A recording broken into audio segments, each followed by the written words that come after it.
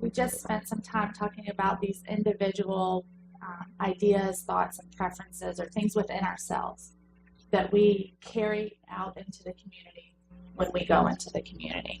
And so what I'm going to spend time talking about is how that interplays with a broader context, including the history of your organization and the history of the community at large, including the geographic history, or the history particular to a geographic area. So I'm going to talk a little bit about Richmond.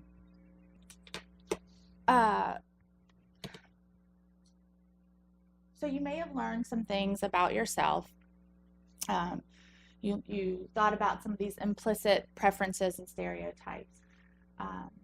And so those reflect this intricate interplay of these broader topics that I just spoke a little bit about. And so I have this crazy Venn diagram just to try to really drive that point home, that you're all of these things. And the two keywords, or three probably keywords that I want you to keep in mind while I'm speaking with you are the ideas of identity,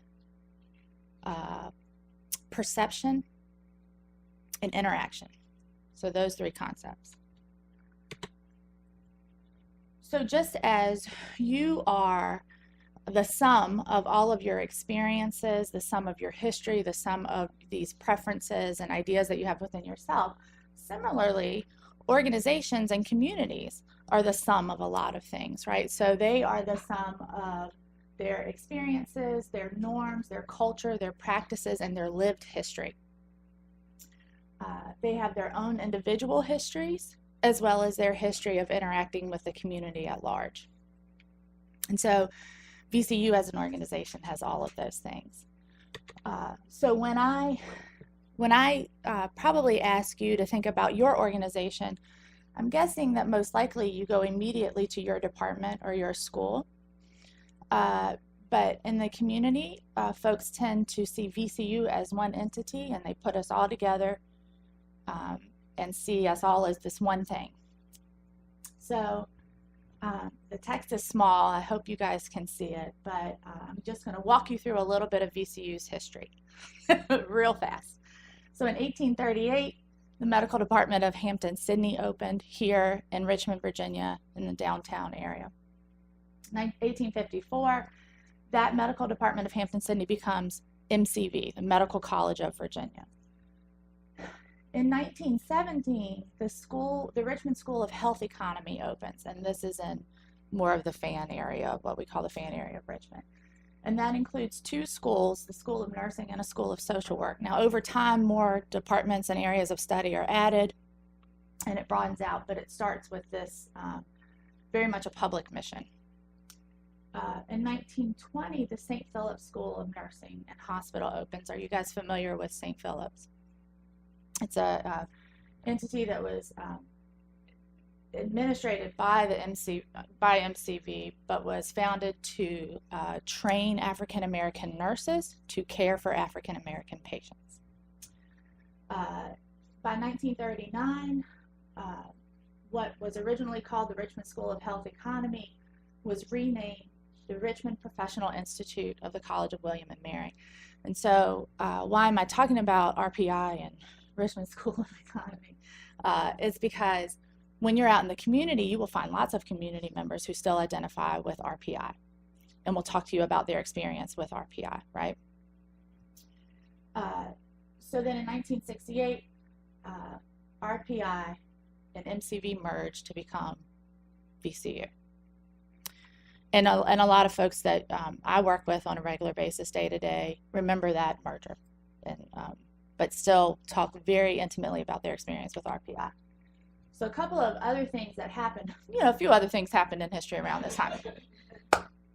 But what's important to kind of take note of is a lot of the university's developments and what we would probably see as progress occurred in relationship to some war periods. So MCV remained open through the Civil War, and this was a point of pride for MCV And on our university's website, it looks like it's still a point of pride that we were able to operate through the Civil War. We graduated a class every year. How we were able to operate, I think, is a point that I'm going to get to a little bit later. In 1917, the first female students are admitted to NCV. And that was largely pushed by World War I and needing to develop a workforce as well as an ability to care for injured soldiers that were coming home. World War II, 1939 and 1945, and just 2 years later, the first civilian burn unit is opened in 1947 at MCV, and I'm just going to talk a little, that'll come up later. And then, of course, in 1951, first African American students are admitted to both NCV and RPI, but integration is, it's not consistent, and as most folks experienced it, our first African American students didn't always have a pleasant time, as you can imagine. So that's a little bit of VCU's history. Now we're going to drop it into the larger context of Richmond, Virginia. And I'm not going to say too much about this because we should all be pretty aware of this, but Richmond has had a long and troubled history of segregation, discrimination, and these kind of issues continue to permeate our day-to-day lives here in Richmond. And some of them are coming to light in a new way, which is great. So what we're trying to really get across today is that being informed about Richmond's history and the intersection of VCU with the Richmond community is essential for your mutually beneficial relationships that you're developing and the work that you're doing with IQ. So let me just ask you guys, what are some ways that you can think of that VCU has interacted with the community? Anything. Shout it. Yeah. Anything.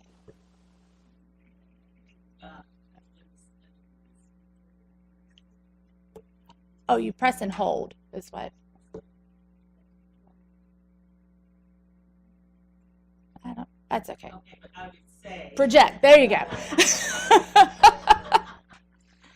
would say, you know, just across, you know, I think unfortunately this focus on research, you know, as a laboratory to do research, which is perfectly fine, but definitely in terms of care, research, and engage work,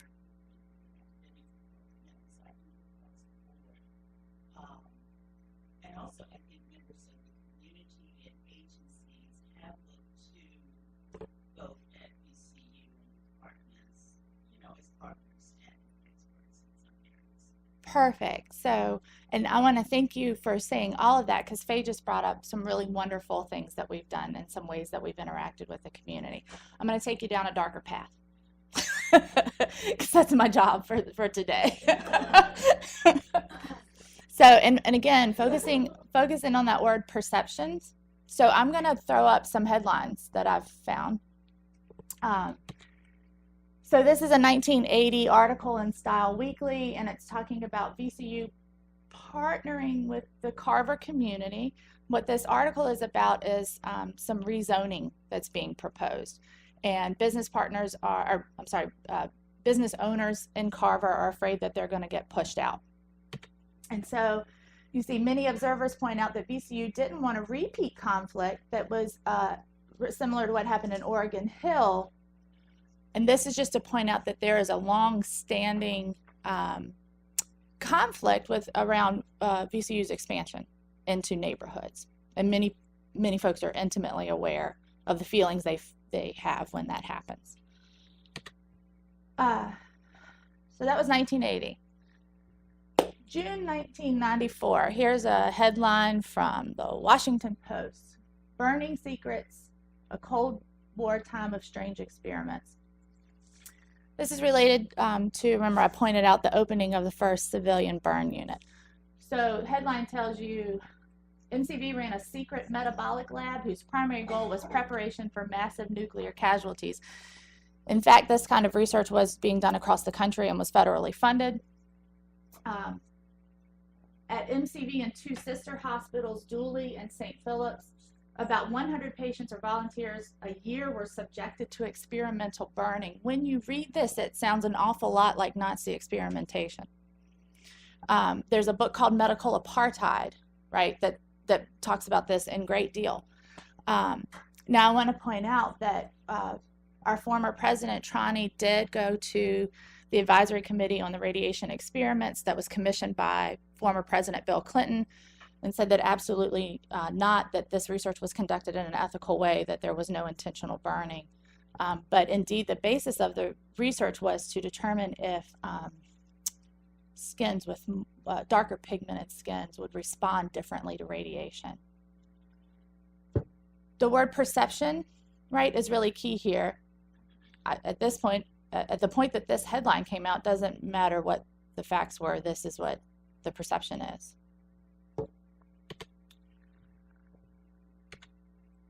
In 2010, this is on change.org, pretty prominent website. This is a petition to get, in regards to the African burial ground that at a time in history, at 2010, had a parking lot owned by VCU over top of it. And here's the line I want to read. It is unacceptable that Virginia Commonwealth University, a publicly funded state institution, continues to encourage commuters to park their cars on this sacred ground. And then even quite recently, 2015, in Oregon Hill, a not-for-profit Williamsburg Community House, long-standing entity, had to close. Its funding had dwindled, and so folks just weren't contributing to it. But right here, this is pretty high up in the article, most poor families have moved or been pushed out of their immediate neighborhood as VCU students moved in.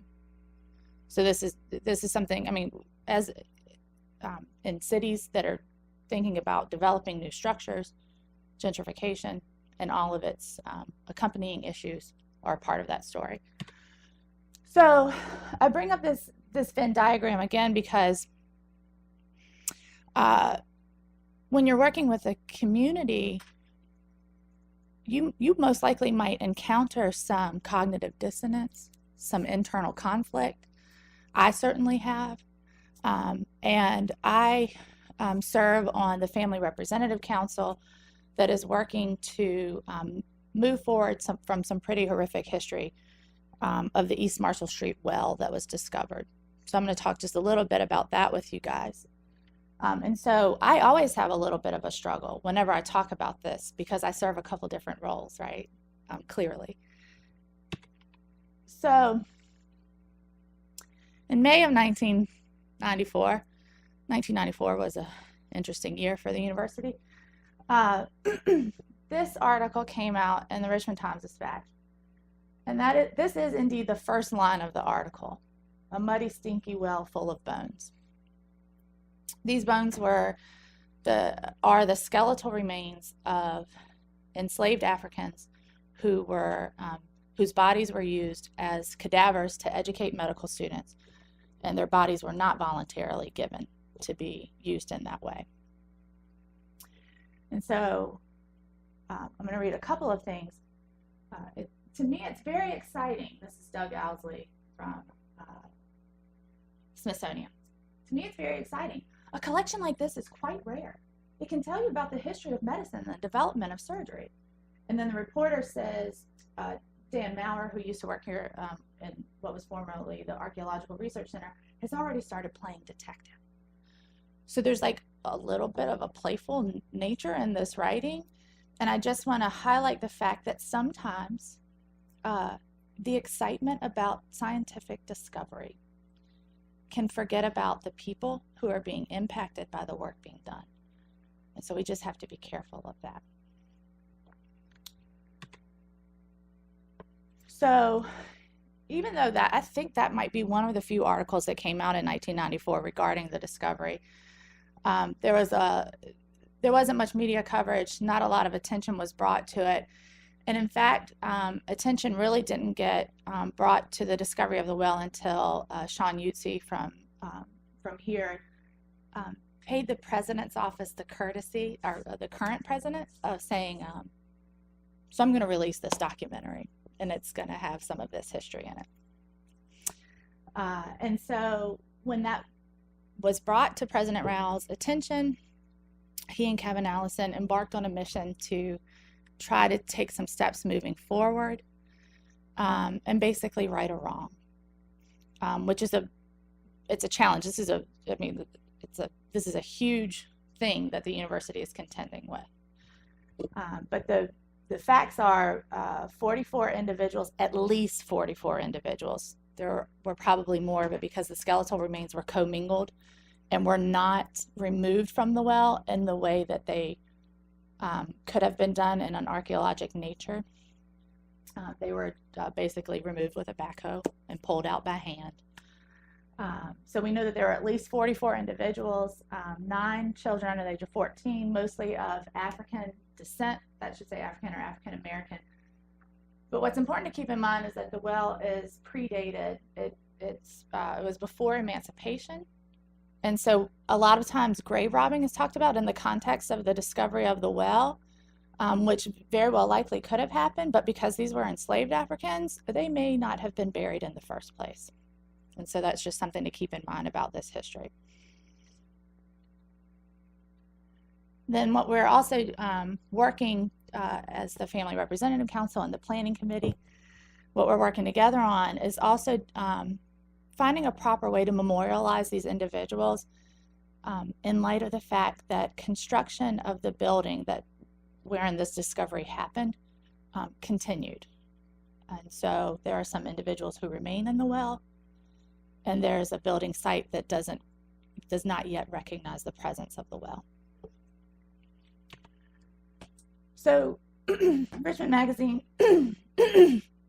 Tina Grigo did a wonderful, I think, coverage of the well's history and its discovery and the work that's being done now. And so I'd recommend that you guys read this. But so it's a much more, the tone, right, is very different than the Richmond Times article that came out. And so Tina mentions that this descendant community, and that's the council that I serve on, is grappling with how to right this wrong. The university's goal is to allow the African American community to guide the manner in which these individuals who were denied their humanity in life and in death, how they should be memorialized. So a very different tone in this article. And I have the honor and privilege of working with this group. So in summary, in addition to the unconscious biases that we have as individuals, there may be a legacy that your organization or the history of the community that you live in or are working in, they also can act as individual barriers. So to overcome those barriers, the first thing we have to do is to make conscious our own individual blind spots, which something like the implicit associations test can help us do. The second step is to increase your awareness of the historical history because, you know, of course, I didn't cover everything. There's a lot more to know about Richmond's history. And then to enter communities with respect, sensitivity, and authenticity, and with some humility.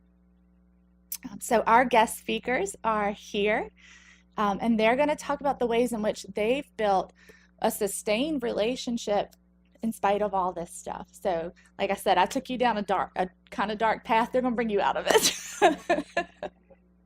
Yeah.